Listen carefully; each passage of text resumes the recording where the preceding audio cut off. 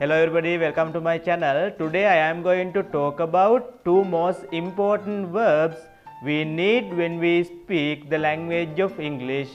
They are tell and say.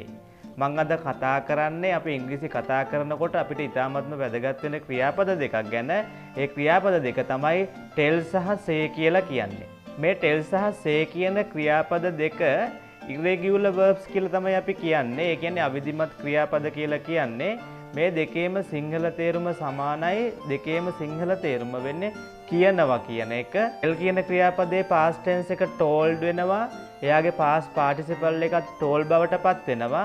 say කියන ක්‍රියාපදයේ past tense එක said බවට පත් වෙනවා. past participle එකත් said බවට පත් වෙනවා. අපි මේ tell සහ say කියන ක්‍රියාපද වාක්‍යවල යොදනකොට tellට පස්සේ අපි object pronoun එකක් හරි පුද්ගල නාමයක් හරි භාවිතා කරන්න අවශ්‍යයි.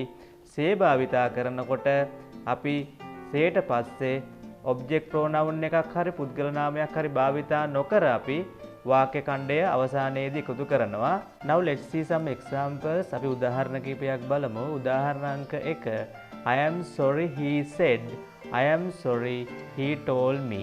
set පස්සේ මම name එකක්වත් object pronoun එකක්වත් භාවිතා කරලා නැහැ.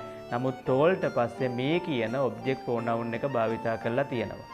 උදාහරණ අංක 2. She didn't say. She didn't told me. told පස්සේ මම me කියන object pronoun එක භාවිතා කරලා තියෙනවා. set පස්සේ මම object pronoun එකක්වත් name එකක්වත් භාවිතා කරලා නැහැ. උදාහරණ අංක 3. Joe said that he was coming to the party. Joe told me that he was coming to the party. පළවෙනි උදාහරණයේදී said භාවිතා කරලා දෙවෙනි උදාහරණයේදී told භාවිතා කරලා me කියන object pronoun එක භාවිතා කරලා තියෙනවා. උදාහරණ අංක 4. I want to say something about our teacher. I want to tell you something about our teacher. ඒ උදාහරණෙදිත් මම tellට පස්සේ you කියන object pronoun එක භාවිතා කරලා තියෙනවා.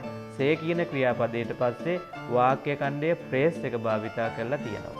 ඊළඟ උදාහරණය did he say how it happened? Did he tell them how it happened? මෙතනදී මම tellට පස්සේ them කියන object pronoun එක භාවිතා කරලා තියෙනවා.